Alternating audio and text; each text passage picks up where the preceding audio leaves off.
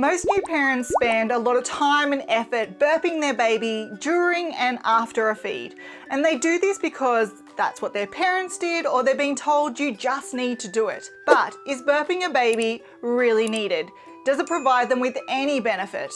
The answer to those questions might actually surprise you. Before we answer those questions, make sure you click on that free PDF document to get the developmental checklist for your baby's first year of life. So let's talk about why parents burp their baby. The idea behind burping is that when babies are nursing, so they might be bottle feeding or breastfeeding, they are inhaling air and this air becomes trapped in their stomach. And unless you help the little one burp that air out of their stomach, then they are going to be in pain and become more fussy and irritable. And they are also at higher risk of spitting up the milk. I mean, this makes sense, right? Or does it? We now know that there's a number of reasons why this belief might not be accurate. Firstly, it's based on the idea that babies don't know how to burp. Babies will automatically burp when you change their position. So it doesn't have to be a loud burp, but air will escape. So when you move them from lying up into sitting, they will naturally burp. Also, they have an extremely floppy sphincter between the esophagus and the stomach, which generally opens and closes regularly throughout the day because it's really quite weak at this point. So that air is technically being able to escape all the time. If you follow this theory, you also believe that spitting up is painful for a baby and burping a baby will reduce the incidence of a baby spitting up.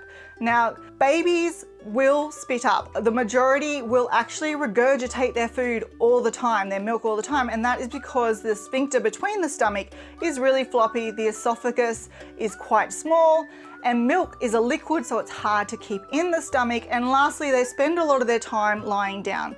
So the majority of babies do regurgitate their milk, and it might stay in their mouth or they might actually spit it out. And these babies are not uncomfortable when they are regurgitating the milk. Also, the theory that helping a baby burp will reduce the incidence of them spitting up milk was proven to be incorrect in a study that was completed in India where 71 mothers and babies were followed for 3 months, and one group of the parents were told to burp their baby religiously and the other group were told not to burp their baby. And what that study found is that the ones who didn't burp their baby were less likely to spit up, and the ones that did burp their baby were 2 times as more likely to spit up their milk. So instead of burping reducing the incidence of a baby spitting up, it actually increased the likelihood of that happening. Parents are also encouraged to burp a baby because there is a belief that burping a baby will reduce the intensity of crying that baby experiences or their overall fussiness.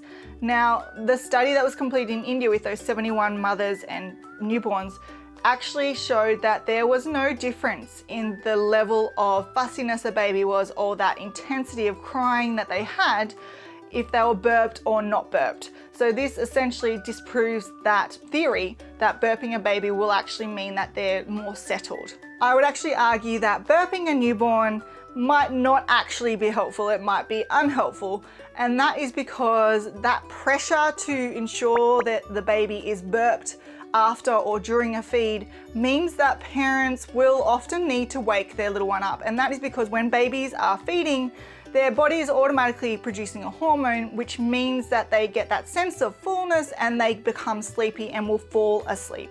Now, in the newborn phase, that isn't such a big deal and it makes it a lot easier for parents. But if they feel that they need to wake the baby up to burp them, then the baby is going to be awake for longer periods of time. It means the parents are going to have to resettle that baby to sleep, and it just disrupts the natural sleep progress that babies will go through. So it might not actually be helpful, so it might be worth just seeing if your baby actually needs to be burped.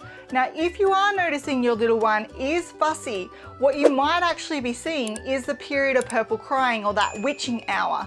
And I have lots of strategies that you can use which will help you get through this period, and that's right here. Make sure you click on that free PDF document in the description box below, and I will see you next week where I share more parenting tips and tricks.